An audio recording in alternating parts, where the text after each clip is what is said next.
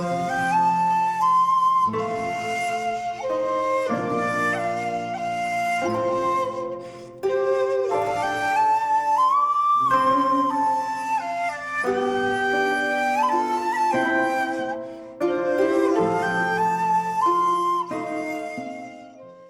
there, this is Solitary Ronin from Solitary Ronin Films, and welcome to part 7 of my favourite 150 films as of July 2020. Not ranked, of course, because that would just be silly.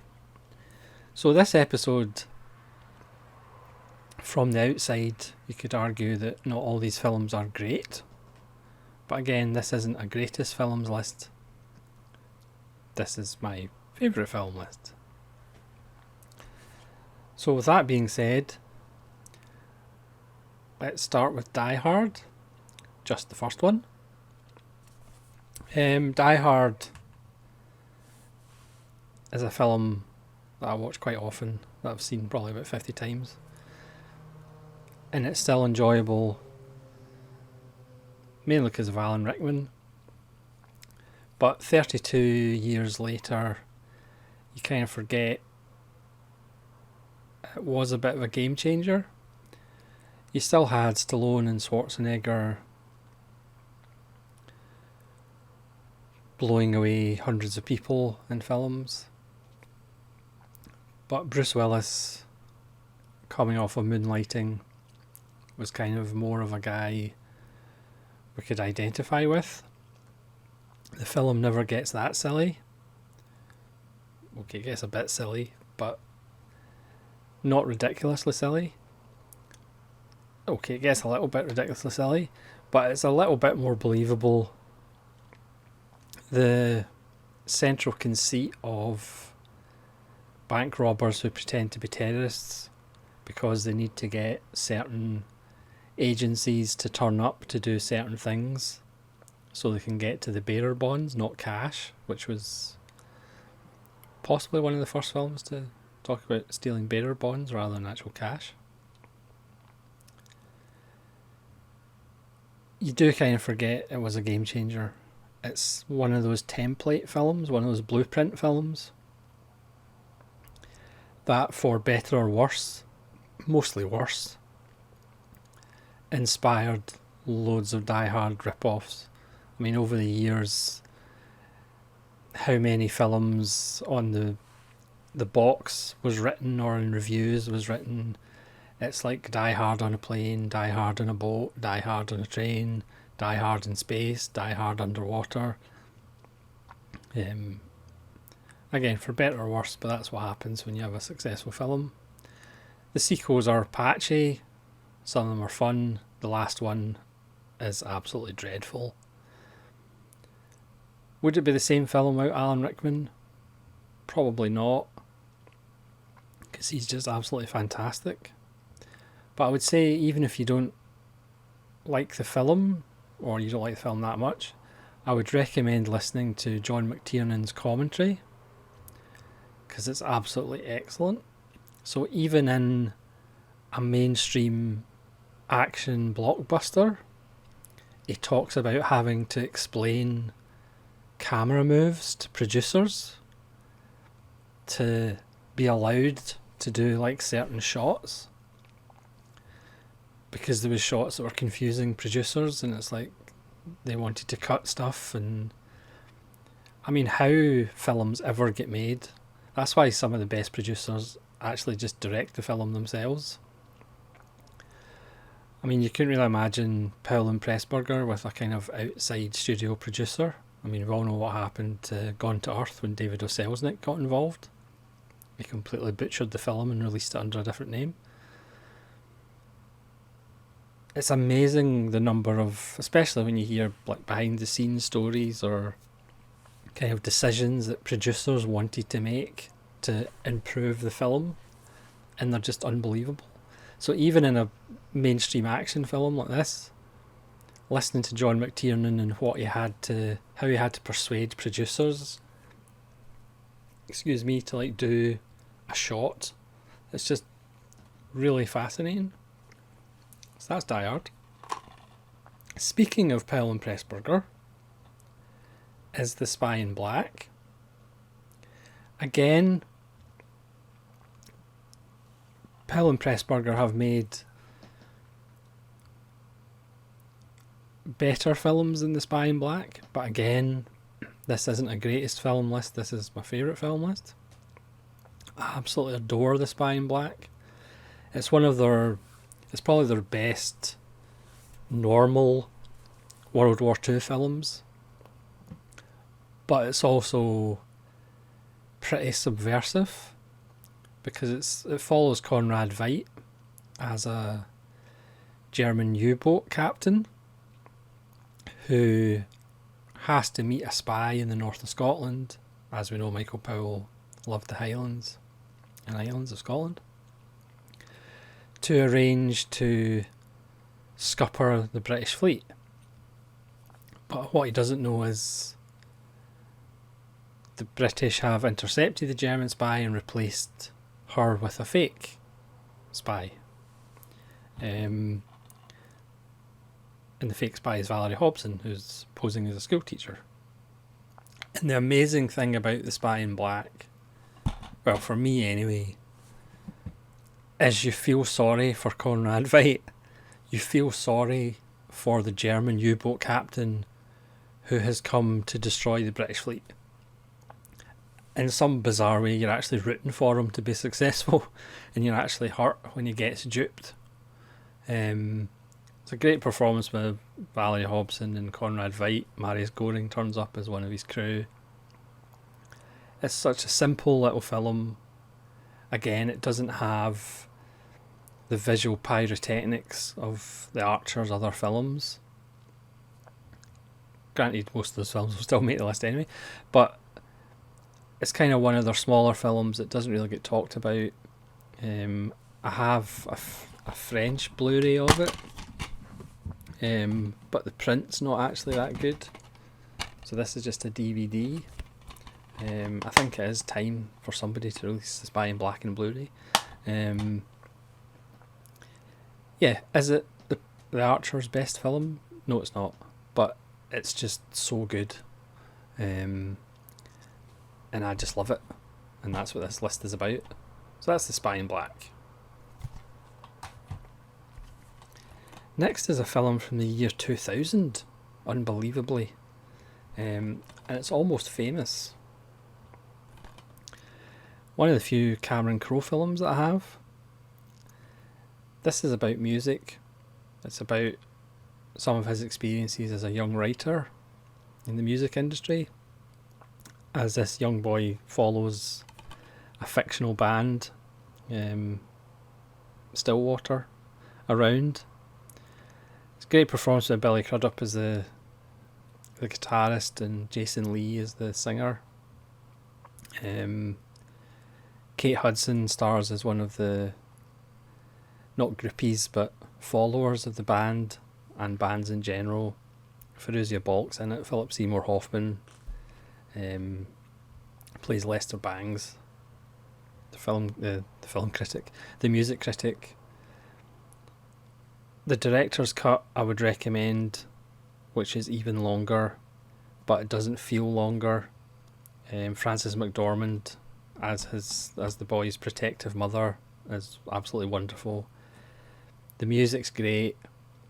If you love music, if you love the myths of bands on the road, if you care about music, it's just a beautiful film. Again, when I saw it for the first time, I wasn't really expecting a lot, but it absolutely blew me away. It's characters that you care about, characters that you root for, and it's the subject matter is something that's dear to my heart as well. So I'd highly recommend Almost Famous if you haven't seen it before. Something a little bit different from 1922, it's Nosferatu by Murnau. First of all, this Masters of Cinema edition, which is number 70, the print is absolutely stunning. And again, this is where Masters of Cinema are probably the best at silent films. The restorations are quite amazing. You all know the story. It's essentially the Dracula story, but for copyright reasons they couldn't actually use the name Dracula. Obviously hugely influential. You should check out Herzog's 1979 remake starring Bruno Ganz and Klaus Kinski and Isabelle Adjani, because it's one of those remakes that's actually very, very, very, very, very, very good, unlike quite a lot of remakes. The imagery is just stunning. Max Schreck as Nosferatu is memorable. It's just a beautiful, beautiful film. The fact that it's made, well, it'll be 100 years. Excuse me. It'll be 100 years old in a couple of years. It's just phenomenal. Absolutely beautiful. And the print is ravishing. Next is another modern film. I don't know what's happening. This is 2010's Incendie, or Incendies, or Fire, directed by Denis Villeneuve. This is his last non-English language film. This is the Plain Archive edition, which is Plain Archive number 54. And this was a film that when I saw it, it literally blew me away. Again, people have been critical of it, saying it's manipulative and you can guess what's going to happen and you can guess the twists, but to be honest, I was so engrossed in the story and the characters that I wasn't like forward thinking and guessing what was going to happen. I don't really think that's the best way to watch a film, especially a good one. This is pretty much just about the devastating effect of war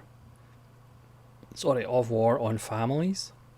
So it starts with two kids whose mother has died, and they go to lawyers and she's given them two letters. She's left instructions that they have to go and find their their brother and their father, who they both thought were dead. So they go back to the Middle East to pick up the story of what happened, not only to their mother,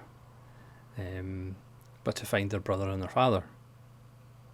The film deftly kind of goes backwards and forwards in time, but again, with all Denis Villeneuve films, you kind of have to pay attention.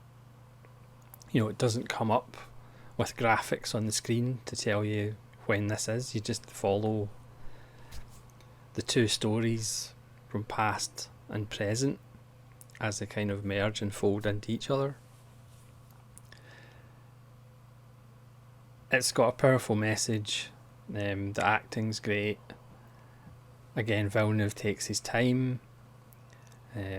Obviously he's now a kind of A-list Hollywood director, but his films like The Arrival and Blade Runner 2049 and Enemy and Prisoners, there's an intelligence about them. He expects the audience to actually be able to pay attention and remember characters and who they are and what they did and what their stories are. It'll be fascinating to see what his Dune's like, because I'm sure it'll actually be pretty good. Wait to see. But Insondies just absolutely blew me away. It's, again, I did a random review of it. Yeah, it's just amazing as far as I'm concerned. And a film that will haunt you for quite some time. Next, a different kind of war film. It's Predator. Again, John McTiernan. And again, listen to the commentary by McTiernan, because it's another absolute masterclass. Because, again, it's an action film, and fans of action films like to see guns getting fired and explosions.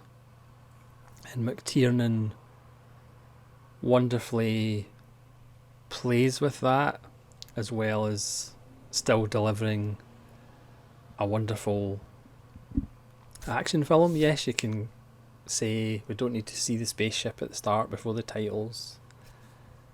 Once Schwarzenegger's crew gets whittled down to just Schwarzenegger and the Predator, it's not as interesting.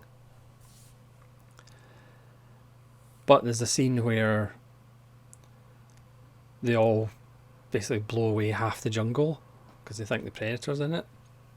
And McTiernan specifically did that just to take the piss out of the gun lovers, just by doing it so over the top. Granted, probably quite a lot of gun people loved that, but they do kind of just blow away half the jungle, and that's kind of McTiernan just taking the piss a little bit, because you had this atmosphere where all the casts were like rushing to the gym at like 5 a.m. to pump iron so their muscles would be bigger than other guys. Bill Duke's fantastic in it. Carol Weathers is always wonderful. It's one of the most quotable films of all time. Again, it's a film that I've probably seen way too many times. It's Schwarzenegger's finest performance as Dutch. It's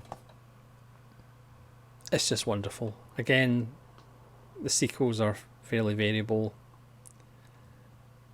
even though I do have a soft spot for most of them. It's just, again, looking back on it at the time, people may have thought, oh yeah, it's cheesy and it's daft, but of course compared to action films nowadays, it's practically Chekhov. Yeah, don't need to say that much about Predator.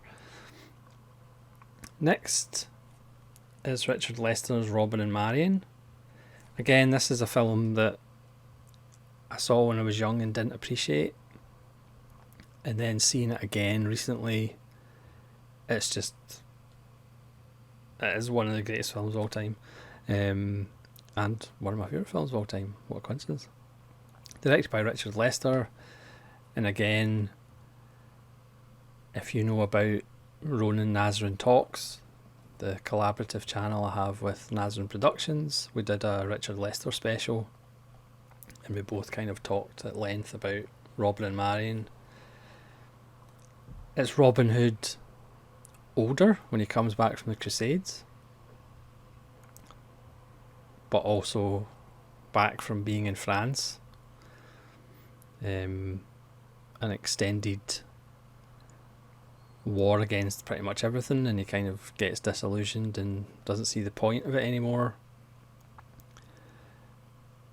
And he comes back, finds Marion, who is now a nun, and Robert Shaw is still the Sheriff of Nottingham, and it's about growing old, it's about older relationships, older romance, it's about mortality, it's about knowing that you can't do what you used to do because you're a bit older. I mean, Sean Connery's got grey hair, he's balding. The cast is just ridiculous. I mean, Richard Lester, if you look at his films, has a reputation for just having ridiculous casts, but this cast is just silly. Sean Connery, Audrey Hepburn, Robert Shaw, Nicole Williamson, Denham Elliott, Ronnie Barker, Ian Holm, Richard Harris as King Richard. Ian Holm plays King John, who's rather sleazy. It's just a ridiculous cast. I mean, Robert Shaw's just having so much fun playing the Sheriff of Nottingham. The fight scenes when they come again are realistic. it's about two older men flinging swords at each other. So it's like rough, and it's not choreographed and smooth and pretty. You know, it's not Errol Flynn dancing around with Basil Rathbone. It's just such a great film, and one that deserves a bit more attention. Again, I think if you're a bit older, you perhaps appreciate it a bit more, as we're all staring the face of death. Next up is Violent Cop by Takeshi Kitano. Again, this is a favourite list, not a greatest list, so I would probably admit Hanabi is maybe his best film, but hasn't appeared on this list yet, because Sonatine has appeared on it and Violent Cop's appeared on it. This is a really nice Region A release, Film Movement Classics. You get a nice little booklet. Violent Cop was his debut. I think this might have been the first one I saw. It's either this or Sonatine. I saw Sonatine in the cinema, strangely enough. This one kind of lacks the colour and perhaps some of the character of his later films, but it's just bleak, and maybe that's why I really like it. Again, I did a random review of this early in my channel. It's just so bleak, and there's no kind of light or hope at the end of the tunnel. He gives us violence the way violence should be. So there's a wonderful scene where he gives us kind of Hollywood violence. It's slow motion and it has stirring music, and then all of a sudden it goes to full speed, the music cuts, and we hear the ping of a baseball bat against somebody's skull. Again, most of Kitano's violence in his films is in the cut and it's through the edit, so they're probably more violent in your head than you think they are. But Violent Cop also shows as a chase, and somebody just standing at a bus stop gets shot, just in the, you know, being a bystander. And again, that's not something you see that much in films.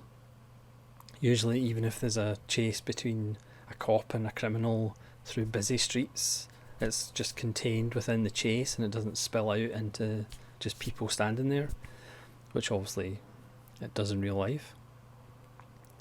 So it's perhaps not his best film. It's certainly, there's not as much humour, and if there is, it's jet black humour than some of his other films. But I just love the nihilism of it. I just love the, you know, the more things change, the more they stay the same kind of theme to it. And Kitano kind of burst onto the scene with this film as his shambling, not talking a lot persona, which is obviously a complete opposite to his comedy TV persona. So next is The Exorcist 3, or Legion. This is the wonderful Arrow Special Edition 2-disc version. Again, this film is perhaps not the greatest film ever made. Even in its kind of tried to be restored version, it's still got a lot of flaws. It's my favourite Exorcist film by a mile.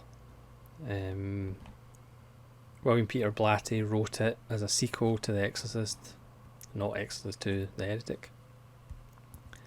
And the studio seemed to be fine with just calling it Legion. But they kind of panicked and then went, oh, we need an exorcism in it somewhere, because it didn't have an exorcism. It's actually more a really chilling, disturbing serial killer film. But they ended up, oh, we need to stick a exorcism in at the end with ridiculous special effects.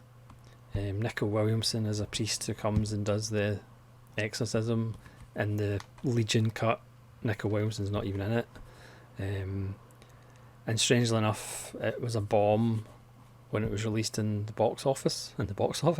Released in the cinema, it was a box office flop. And it's only really in the passage of time we've kind of got to a sort of cut that William Peter Blatty actually wants, but it's still flawed. I mean, some of the footage that's spliced into the Legion version is, SD quality at best. So it's a mess, but it's so good. The relationship between George C. Scott, who's playing the character Lee J. Cobb played in the original Exorcist, and Ed Flanders as a priest, that cop-priest relationship they have is just one of the greatest relationships in cinema history. The banter between the two of them as they kind of discuss, why does God let terrible things happen to people? I mean, that stuff is just wonderful. There's a great anecdote that George C. Scott tells Ed Flanders about a carp he's got in his bathtub at home. So it's got wonderful, touching comedy between those two characters and kind of real banter. But it also, at its heart, is a really chilling and disturbing serial killer film about people being possessed by perhaps a killer that was executed years ago and committing these terrible crimes. Again, it's probably more violent in your head than it actually is. We hear about what's happened to victims, or we see parts of what's happened, but it's not actually that explicit. But again, in your mind, it's a bit like Michael Mann's Manhunter. It's kind of more oppressive and violent in your head than it actually is on screen. And your imagination kind of fills in the scary blanks. Again, for years it was just a kind of butchered theatrical cut, but we do have the better Legion cut. And it's just a fascinating film, and the kind of extras in this are amazing as we learn the story of the making of the film and why certain decisions were made by, again, studios and producers. It's just wonderful. Another great George C. Scott performance. I mean, I know I have a running joke where I say I'm not the greatest George C. Scott fan, but I end up having rather a lot of his films, and a lot of his films I really love. So next is His Girl Friday by Howard Hawks, Cary Grant and Rosalind Russell, from 1940. This is Criterion Spine number 849 for those counting at home. This also has the 1931 version of the front page. Obviously Billy Wilder would do another version with Jack Lemmon and Walter Matthau, but this is a definitive version. Again, it's perhaps one of those, it's not the earliest screwball comedy, but it's honed to perfection. The script is just perfect. Cary Grant and Rosalind Russell as reporters and editors of a paper that are following the almost execution of somebody. Rosalind Russell's away to get married, but also Cary Grant wants her to cover the story, and will do anything to get her back. It's just an amazing film, one of Howard Hawks' best. You've all probably seen it by now, and if you haven't, you really ought to. And the Criterion, again, gives you the bonus of having the 1931 version as well. Starring Frederick March, I believe. Next is Michael Mann's Heat, a film that I actually saw twice in the cinema. Michael Mann films you really need to see on a screen as big as possible.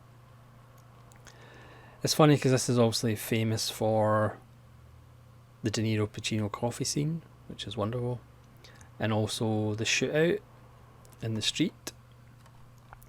But the thing is, the film's almost 3 hours long, and if you take out the action scenes, There's probably only about 15 minutes of action in the whole thing, if that. It's actually a cops and robbers film that's about character. You could argue it's slightly long, but the relationship between all the characters, just about every character in the film has a backstory, obviously some more than others. So you kind of know people's motivations, and it means you actually care about them more.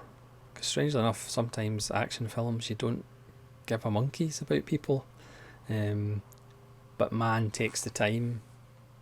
Obviously, the film looks amazing, sounds amazing. His use of architecture is amazing. His showing us LA like we've never seen before, murals, or there's a wonderful scene, which I don't know, it's a pile of sulphur or something. It's this yellow. The scenes at night. I mean, Michael Mann is just a boss, and obviously certain people have ripped him off substantially, but he is, I mean, again, it's a film everybody's probably seen, but it's wonderful, and one of the best soundtracks out there. Next, it's a film that bafflingly is not on Blu-ray, but it's sequel. Its remake, which I haven't seen, is readily available on Blu-ray. It's Sleuth with Laurence Olivier and Michael Caine from 1972. Like I said, I haven't seen the remake with Michael Caine playing the Laurence Olivier character and Jude Law playing the Michael Caine character. This is just a two-hander with wonderful dialogue. It's about class. It's about sadistic games. It's just about a hairdresser, Milo Tyndall, I believe, who comes to Laurence Olivier's house. He's been having an affair with his wife, and he wants to take her away and marry her. And Larry Olivier obviously doesn't want this, but he also wants to teach the uppity working class guy a lesson, so they kind of engage in these kind of sicker and sicker games. It's just a wonderful film. Again, if you're a fan of films that are essentially just dialogue, it's just wonderful. The two characters just bounce off each other so well, and again, bafflingly, it's not available on Blu-ray. Directed by Joseph L. Mankiewicz. Next, again, is a film that perhaps if I do this list next year might not be on the list. It's a Pasolini film, but not that Pasolini.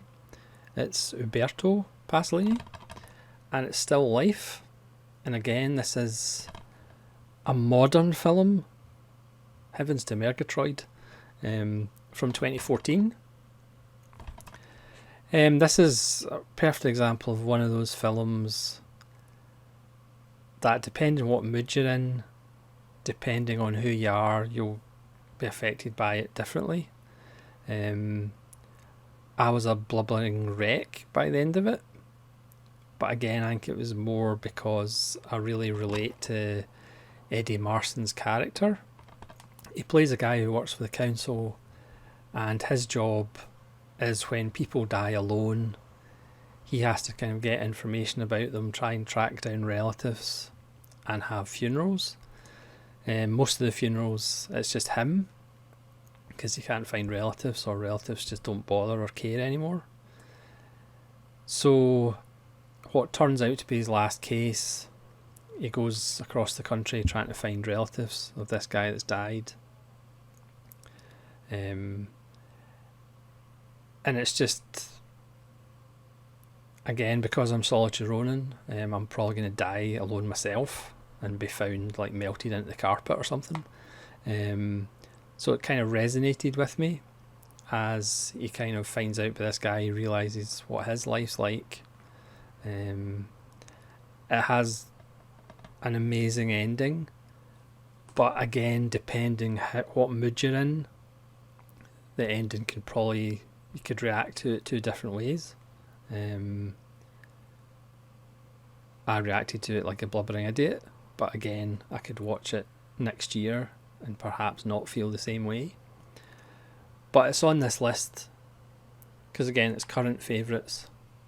Again, this list will change, but it just blew me away. Again, if you don't identify with the character, if you don't identify with the film, then you're probably going to go, okay, that's a nice little film, that's a 3-star film. But for me, it was just more than that. It was just an amazing experience, and it's just excellent. Next, it's another Billy Wilder. You'll be getting bored of these, but it's The Apartment. This is the awesome Arrow Academy. This is from 1960. Just as kind of Hollywood was changing a little bit in regards to what they could talk about as far as sex. It's kind of, I mean, the book is absolutely beautiful. It's kind of a romantic film that's not for romantics. It's also a film about the workplace. It's a film about power and how people in powerful positions abuse that power. It's about how, not the greatest alternate cover, is it? It's about how people will sometimes set their morals aside or build their own moral universe to try and get up the ladder in the workplace. I mean, it's a great performance by Shirley MacLaine. You could argue Jack Lemmon is bordering on doing a little too much. He has a nasal injector which he uses as a prop because Jack Lemmon loved to use props. For me, Some Like It Hot, which is pretty far down my favourite Billy Wilder films, Jack Lemmon goes too much over the top and does too much. But you could argue he's just on the cusp in The Apartment.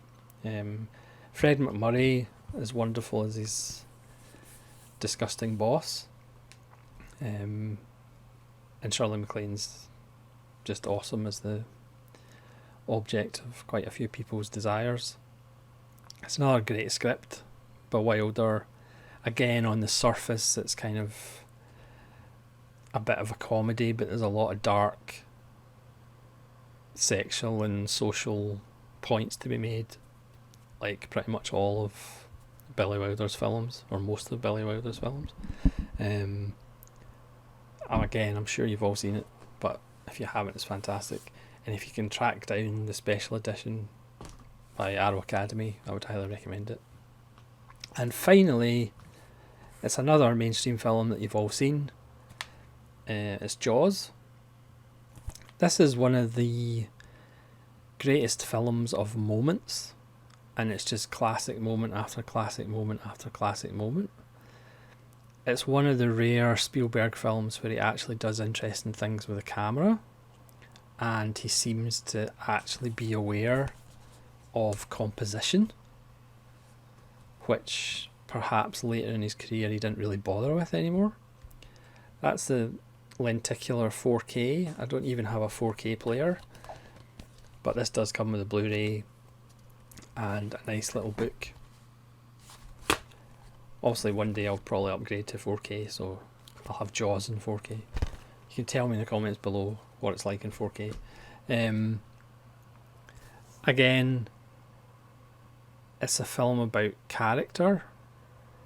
Because Bruce the Shark didn't really work, there's a lot less of Bruce the Shark.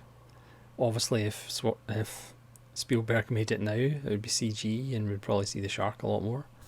It's got a great script, great performances, and again, it's just, it never stops. It doesn't lag anywhere. it is literally just about perfect. And again, you know, some films and filmmakers would wish to have one or two classic moments or classic lines peppered throughout their film. Jaws is just full of them. And again, I don't need to, I'm sure I've mentioned them before, I don't need to go through the list of like 30 classic moments. But again, you could argue it started the summer blockbuster thing, which obviously you can argue whether that's a good or a bad thing. But it's a stunning film, it's still stunning now. Robert Shaw, Roy Scheider, and Richard Dreyfuss are wonderful.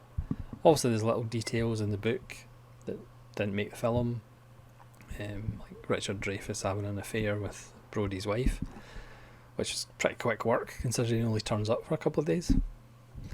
Yeah, you've all seen it before.